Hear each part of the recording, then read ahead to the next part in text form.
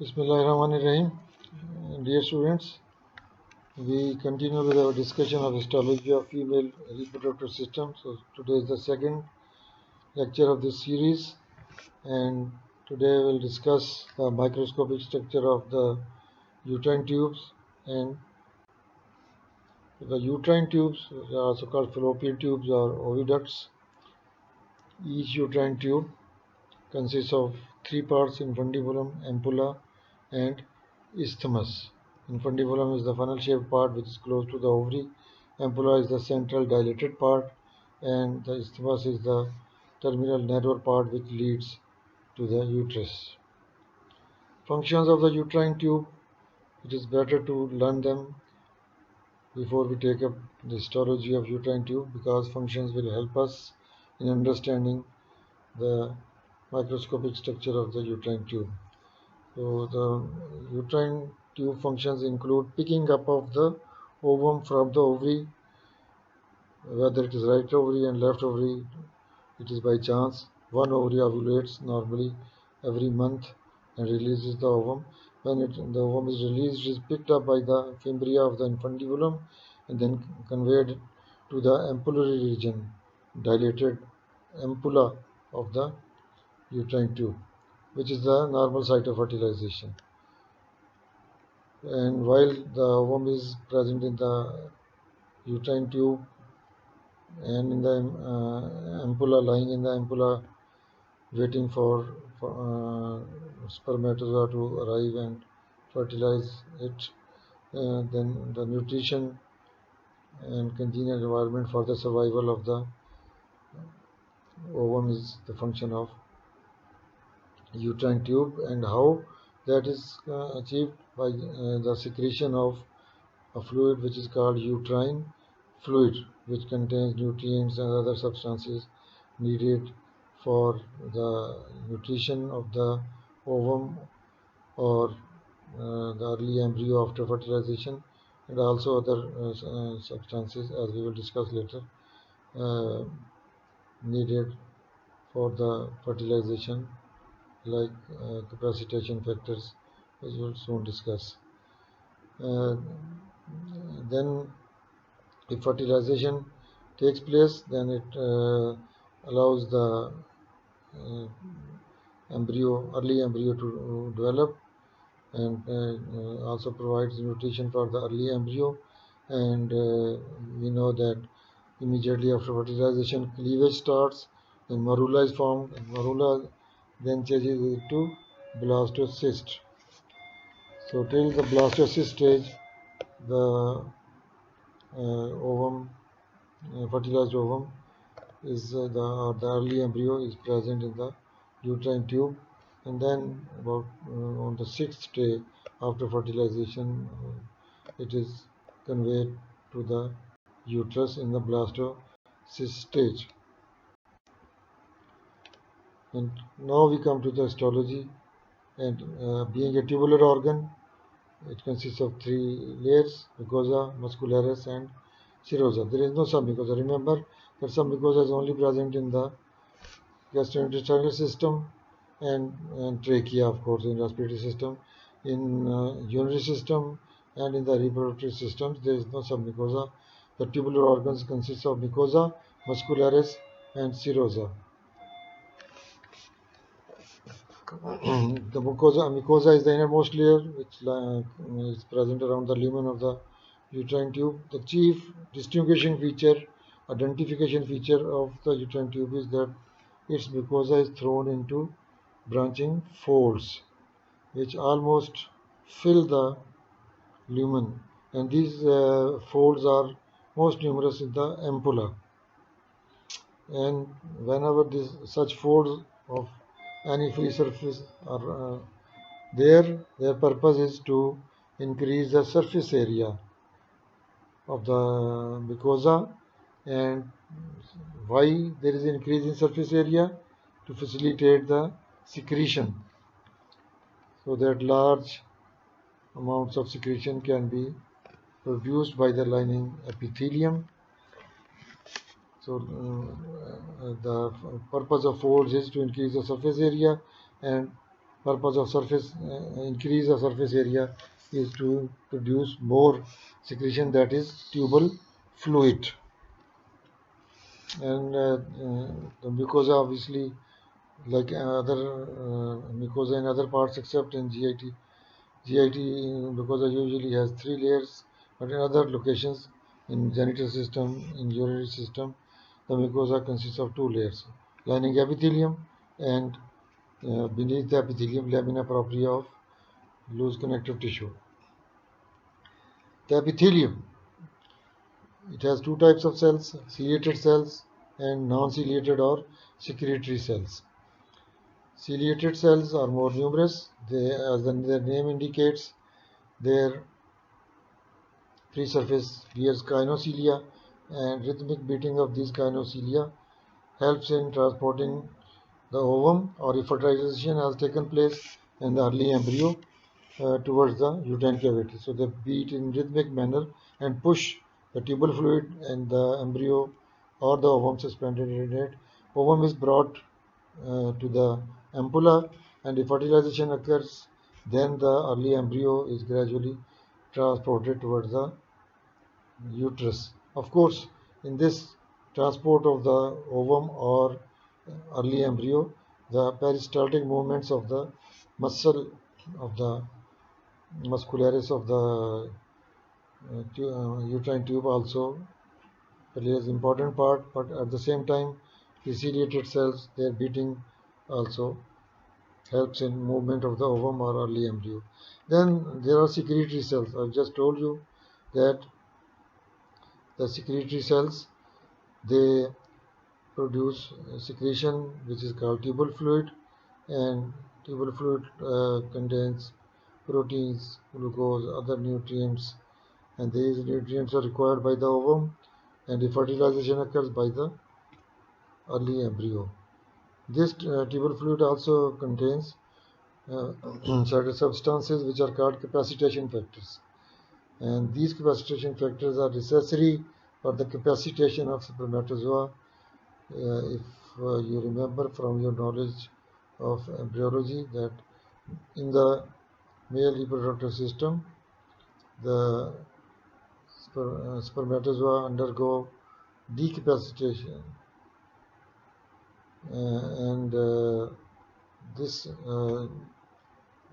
decapacitation is then changed to capacitation in the uterine tube by removal of certain unwanted coats from the surface of the spermatozoa by these capacitation factors, and then these spermatozoa become capable of fertilizing the ovum, which may be waiting in the ampulla of the uterine. Then we come to the other layers in the wall of the uterine tube. Muscularis consists of 2 layers of smooth muscle, inner circular and outer longitudinal. Inner one, the circular one, is thicker than the outer longitudinal. And outermost layer is the serosa, which is actually a peritoneal covering, and like any peritoneal covering consists of loose connective tissue, a very thin layer, and which is covered externally by mesothelium. Then we take up a few diagrams showing the sections of tube. This is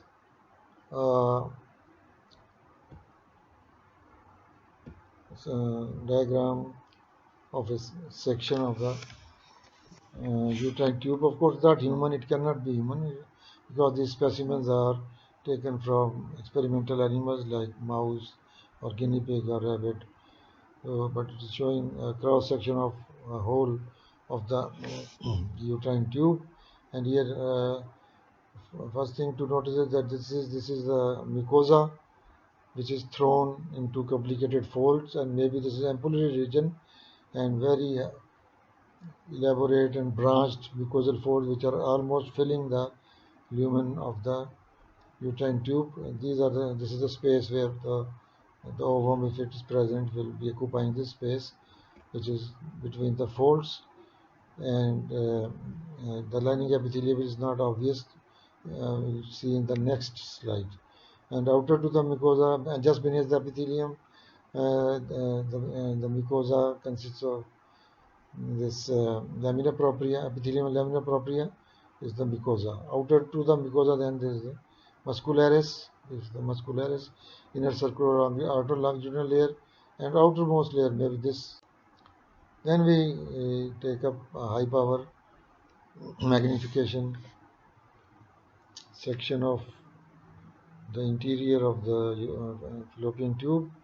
You can see that these are the folds of mucosa covered by simple columnar epithelium, and under the simple columnar epithelium, this is the lamina propria of connective tissue, which also extends into the folds. And the epithelium, you can see most of the cells are ciliated.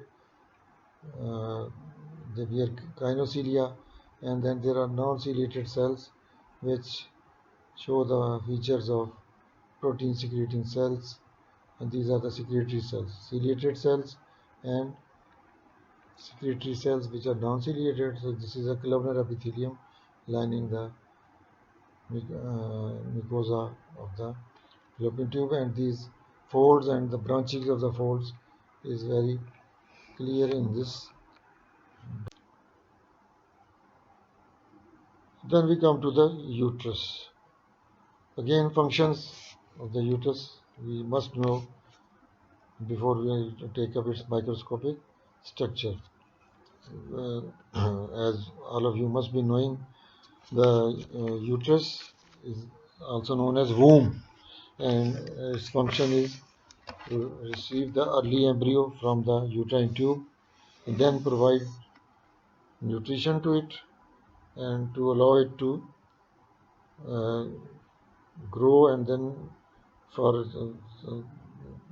certain period and then get implanted into its wall. And then when the embryo has been implanted or has got embedded in the wall of the uterus, and by wall of the uterus we mean its mucosa or endometrium.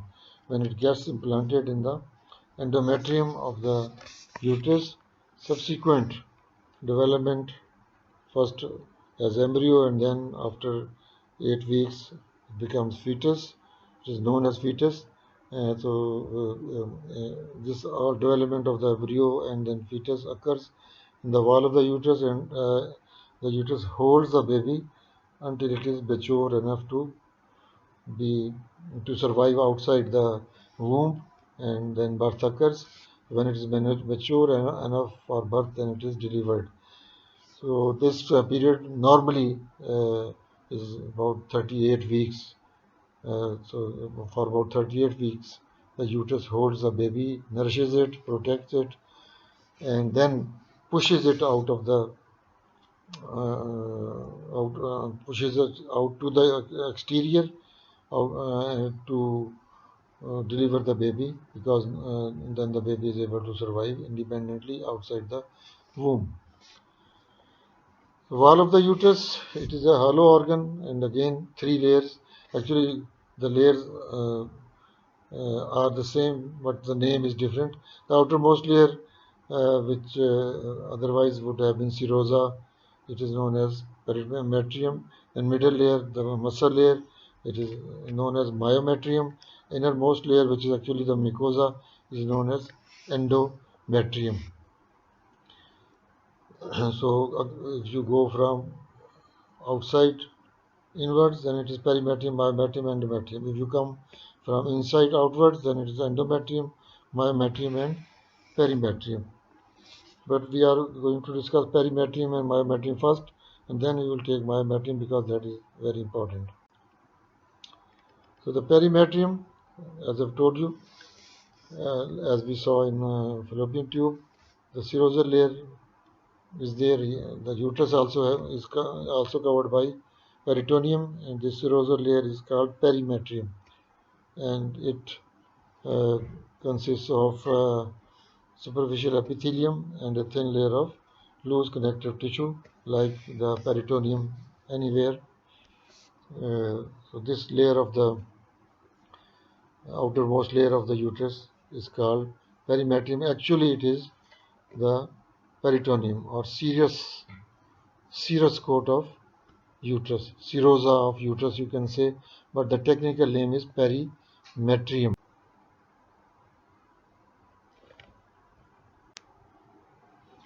Now this is a diagram which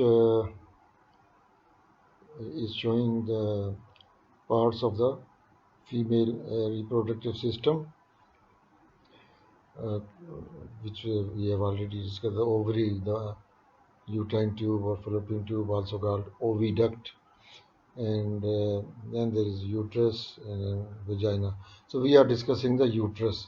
So partly uterus has been cut to expose its layers, and here you can see its three layers. If we start from outer side, perimetrium, outermost coat, which is actually the serosal layer, then this thick layer of smooth muscle, which is myometrium, and then the innermost lining is the endometrium. And by the way, we can also revise the parts of the uterus which are from a gross anatomy point of view. You already must be knowing this fundus of the uterus, and this is the body of the uterus, and this is the cervix of the uterus. We take up this slide. This shows cross sections through the uterus, showing its various layers. So this is not obviously human uterus, but cross section through the uterus of some experimental animal, maybe mouse or guinea pig or some other animal of that kind. So you can see in the center the lumen, which is appearing irregular, and outer to the just next to the lumen is the endometrium. This is the endometrium. We will discuss it in detail, but what you can notice here is that this endometrium is lined by epithelium, which is not very much clear in this diagram because it is low power diagram. But next to the epithelium, this is the lamina propria of the endometrium, which is also known as endometrial stroma. And in this, what you see here, what could these be? These are glands, endometrial glands, which lie in the endometrial stroma or lamina propria of the endometrium. These are glands. So endometrium consisting of lining epithelium, not just next to the lumen is the lining epithelium, then this endometrial stroma, in which are present these endometrial these uterine glands. And uterine glands we will discuss in detail because they change their structure and shape according to the phase of the menstrual cycle, which we will discuss next. Outer to the endometrium, you see this is the myometrium. Of course, three layers are not very obvious here, but this is the myometrium. Endometrium, myometrium, and then outermost layer is the perimetrium, which is actually the peritoneal layer of the uterus. In this diagram, more or less similar, but having some lighter stain. So endometrium consisting of lining epithelium, then this endometrial stroma harboring or lodging these uterine glands, which in this stage are appearing just as simple tubular glands state, but gradually they will change their shape as the phases of the menstrual cycle continue further. This is obviously in the proliferative phase or regenerative phase, which we will discuss very soon. Then there is myometrium, showing this inner layer, outer layer, and between them is this middle layer, which is also known as stratum vasculaire. And outer to the myometrium is the perimetrium and endometrium, which we have partly discussed. The linear epithelium and it is simple columnar epithelium, and two types of cells can be seen in it. There are secretory cells and there are ciliated cells. So most of the cells are secretory cells, but there are some ciliated cells as well. The secretory cells obviously produce secretions of the uterus. The uterus is filled by fluid, especially at the time of arrival of the ovum, which is supposed to be a fertilized ovum, and in anticipation of reception of a fertilized ovum or early embryo, the uterus secretes profusely, and these secretions contain nutritive materials and other important substances needed for the reception, early nutrition, early protection of the embryo, and then facilitating it into to get it itself embedded into the wall. So the ciliated cells, importance of ciliated cells in the uterus is not known, but there are few patches of ciliated cells in the adult uterus.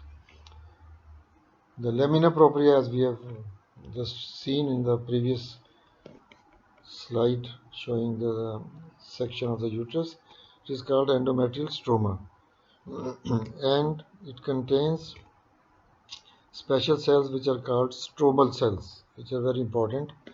But in addition to stromal cells, it contains ordinary collagen type 3 fibrils and ground substance. But these stromal cells are special cells. They are star-shaped fibroblasts, but they have the capacity to change into the decidual cells if embedding of fertilized ovum or zygote or let's say blastocyst occurs in the wall of the uterus, then these stromal cells they change into decidual cells, which are very important for the maintenance, for the embedding and then maintenance of the pregnancy, because they give rise to the decidua, which is of course a topic to be covered in embryology. But I mentioned before this that there are glands in the lamina propria, which are called uterine glands. They are extensions of the surface epithelium, and that is why they are lined by simple columnar epithelium secretory cells. No ciliated cells are there, but these uterine glands, which are simple tubular glands, they extend from the surface epithelium. That is why they open into the lumen of the uterus. Their openings lie in the lumen of the uterus, as we have seen, and they occupy most of the thickness of the lamina propria of the uterus. Then, as mentioned, that the endometrium of the adult uterus, that is meaning the uterus of the reproductive age, starting from puberty in the 13 or 14 years of age, continuing to the menopause, which is about 49 or 50 years of age. Throughout this period of reproductive age, the endometrium undergoes or passes through cyclical changes in the structure of the endometrium, which are collectively called menstrual cycle. But that we will take later. Broadly, the endometrium of the adult uterus can be, or the uterus of the reproductive age can be divided into a superficial broad zone containing the endometrial glands, as we have seen. That is called stratum functionale. And then just next to the muscular layer, the myometrium, just next to the inner longitudinal layer of the myometrium, there is a thin band or thin region of the narrow region of the endometrium, which is called stratum basale or basal stratum basal layer, which is next to the myometrium. So it is also called basal layer or just basalis. And the more superficial and much broader layer which contains the uterine glands and stroma, most of the stroma and stromal cells. That is called stratum functionale or functionalis. So this is very important to know, to understand the next. But before we take up the menstrual cycle, which is the cyclical changes in the in the endometrium of the uterus during the reproductive age, blood supply of the uterus is important to be understood. Uterus is supplied by a pair of uterine arteries which ascend upwards on its two sides. And then as it runs in the broad ligament on its right and left sides, each uterine artery gives branches which pierce the wall of the uterus. First, they pierce the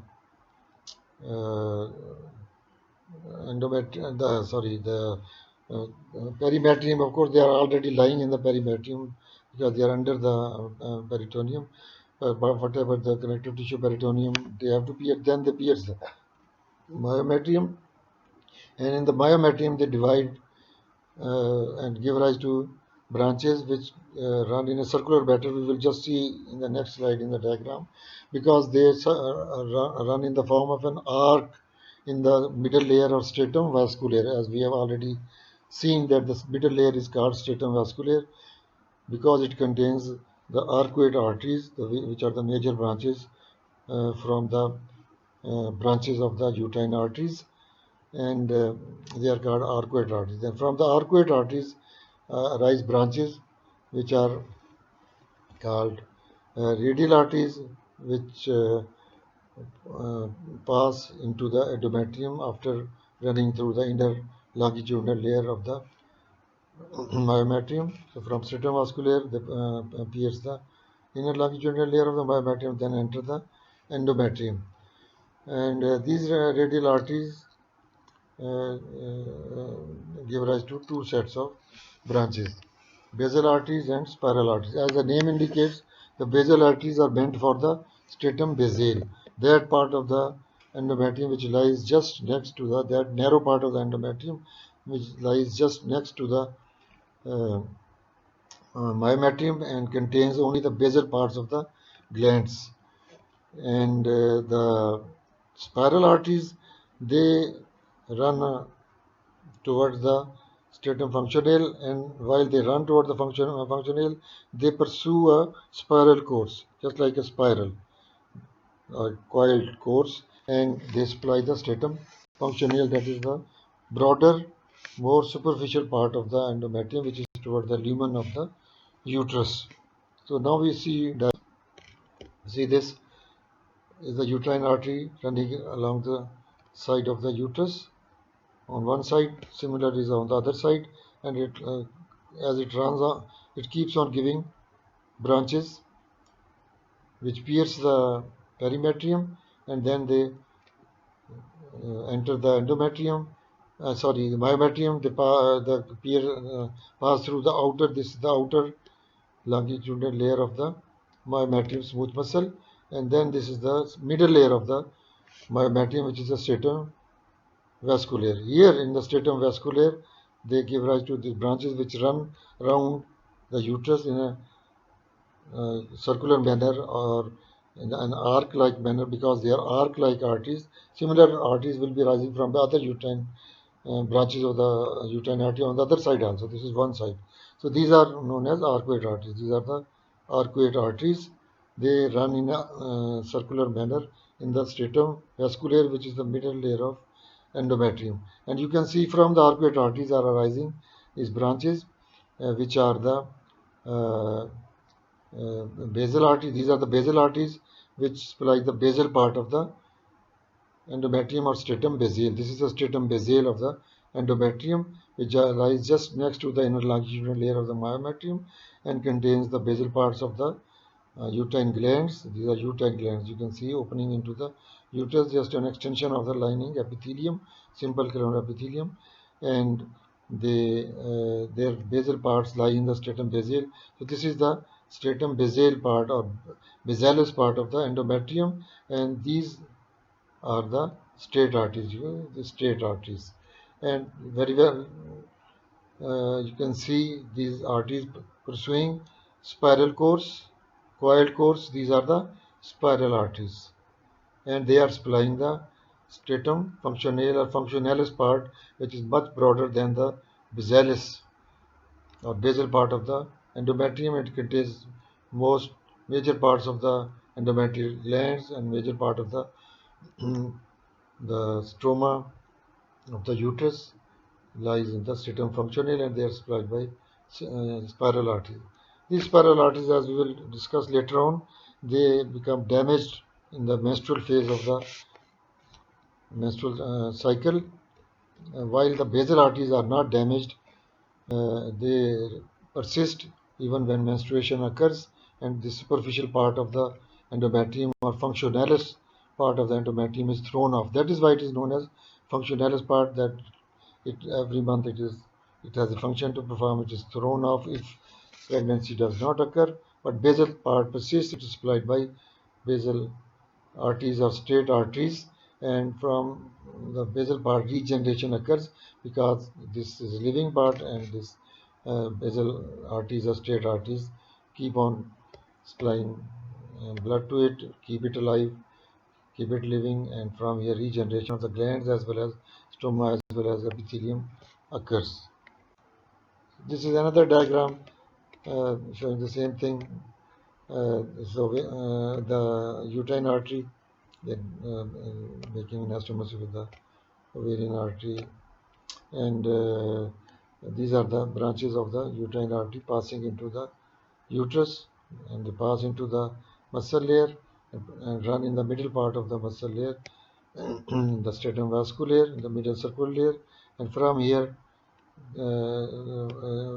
these you can see that each as their branch of the uterine artery and divides into these arcuate arteries. Arcuate arteries are running in the stratum vasculaire or middle circular layer of the myometrium, and from the arcuate arteries are arising these radial arteries, which finally give rise to basal arteries or straight arteries, which are supplying basal part of the endometrium or basalis, and this uh, this lighter colored part is the stratum basale or basalis of the endometrium, and these are the other set of branches which are pursuing very clearly. You can see spiral course to supply this superficial part of the endometrium, which is known as functionalis or stratum functionale. This is the deeply colored here, and it is supplied by these spiral arteries. But this part is thrown away every month as a result of menstruation. If pregnancy does not take place, then the cycle is repeated, and this part is thrown off, but this part is retained. This persists. Basal arteries or straight arteries keep on supplying it, and then regeneration occurs here. The glands are not shown in this diagram, but this part of the the endometrium is full of uterine glands, but they are not shown here, just the blood vessels and the parts of the endometrium. Now we begin with the discussion of menstrual cycle, which is a recurring cycle of events in the endometrium of uterus.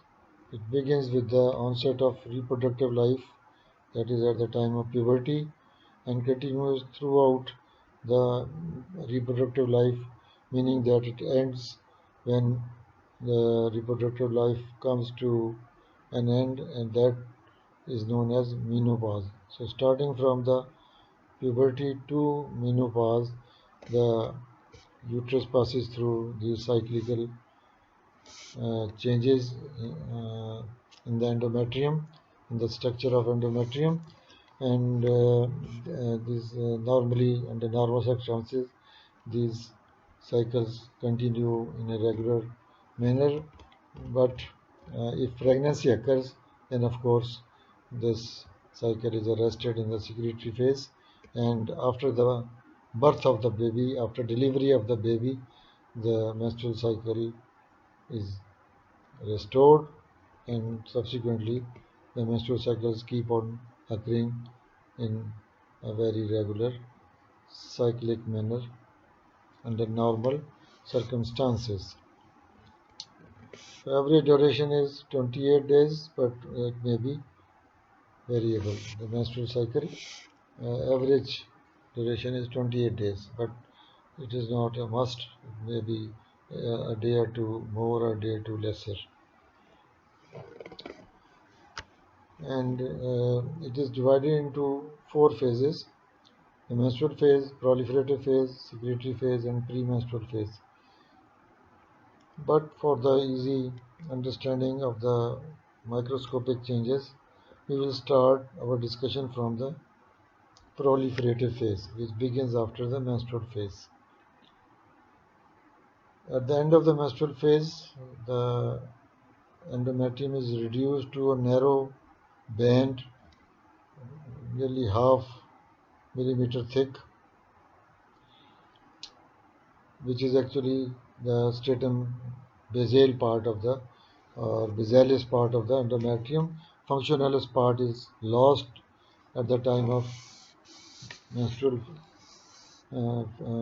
phase during menstruation, and then proliferative phase, which is also called regenerative phase, begins under the influence of estrogens, which are produced by the growing ovarian follicles. Because when the new menstrual cycle starts, proliferative phase begins in the ovary. The pre-ovulatory cycle starts, in which many ovarian follicles begin to grow, and these growing ovarian follicles produce estrogens, and under the influence of estrogens, a regenerative phase is initiated in the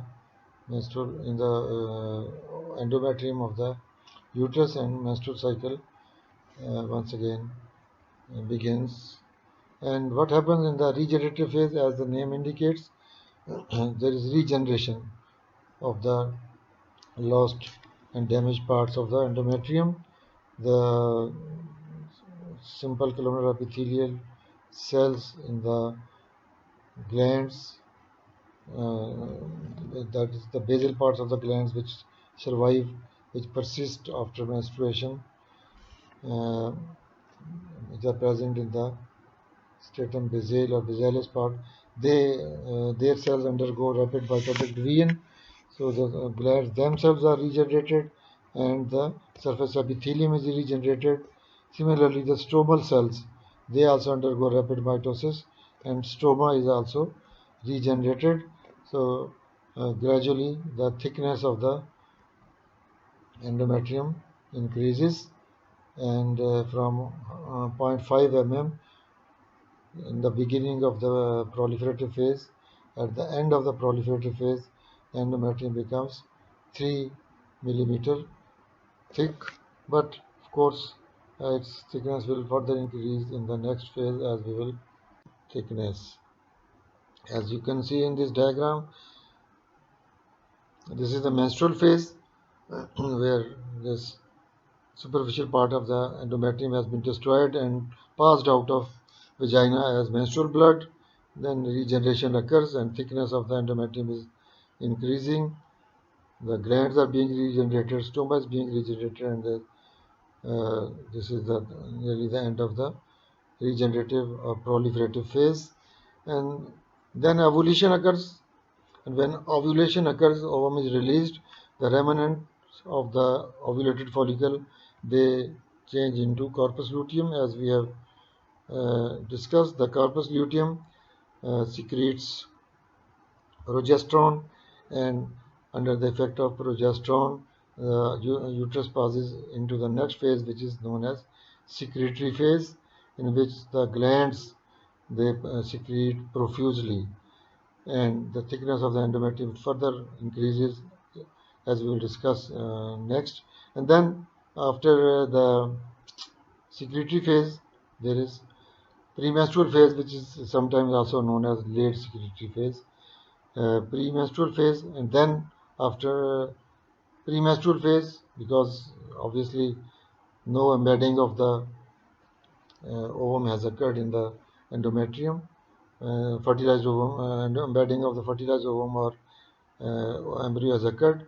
So it goes into premenstrual phase, and then this breakdown of superficial part of the endometrium, and this is known as menstrual phase, and this results in bleeding, and because this contains blood, and the superficial parts of the endometrium or functionalis part of the endometrium is removed and passed along with the menstrual flow.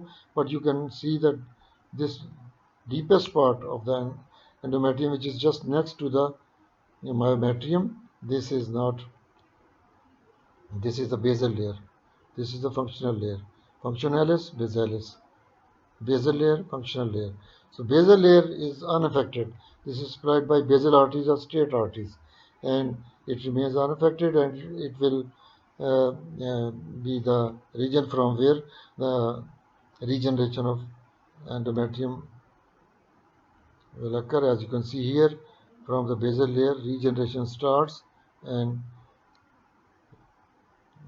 regenerative proliferative phase, then again secretory phase, again premenstrual phase, again menstrual phase, and this keeps on repeating.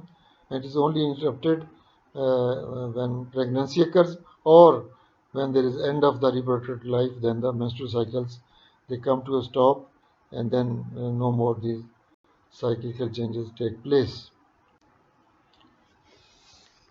So coming back to the menstrual cycle, during the regenerative phase or the proliferative phase, regeneration of surface epithelium. How? By mitotic division of the epithelium cells in the basal parts of the endometrial glands, which were not destroyed, which survived. Glands themselves also regenerate, become longer, and become straight, simple tubular glands, as they are in the proliferative and the regenerative of proliferative phase.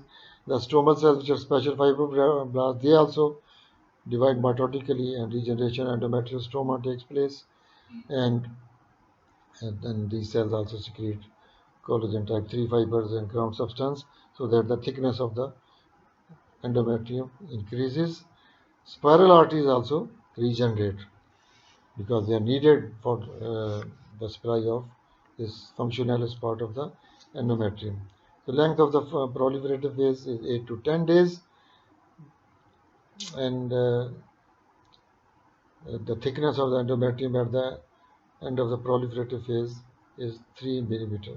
At the as we will see, at the end of the menstrual phase, it is 1 millimeter or less. But then regeneration starts, and the endometrium becomes thicker, and at the end of the proliferative phase, the thickness is about 3 millimeter. So this slide shows you two sections through the endometrium. This is in the proliferative phase, and this is the endometrium in the secretory phase. In the proliferative phase, you can see this is the luminal side, and this is the stratum basal side. This is the functional part, stratum functionale, and the glands are mostly simple, tubular, and straight, and they are not coiled or tortuous. So this is the proliferative phase or regenerative phase. Endometrium only has been shown, and this is the next phase which we are going to discuss very soon. Secretory phase. As the name indicates, under the influence of the progesterone produced from the corpus luteum, the cells of the surface epithelium as well as lining glands are stimulated to secrete profusely, and the glands themselves become dilated and tortuous, and in sections they appear like corkscrew, like a screw, or if you know what a corkscrew is, it is a dilated and tortuous appearance, irregular appearance, as compared to these glands which are straight. So these are also simple tubular glands, but now they are dilated. Compare the lumen of this gland with the lumen of this gland, it has become highly dilated because of the accumulation of secretion, and it has become tortuous because it is producing large amounts of secretion, becomes dilated, corkscrew shaped. All these glands are So this is secretory phase. Very clearly you can differentiate the proliferative phase from the secretory phase. And the stroma also increases in the edema of the stroma takes place. There is water logging or water accumulation in stroma. Endometrium further increases in thickness. So we have just seen the secretions appear under the influence of the progesterone.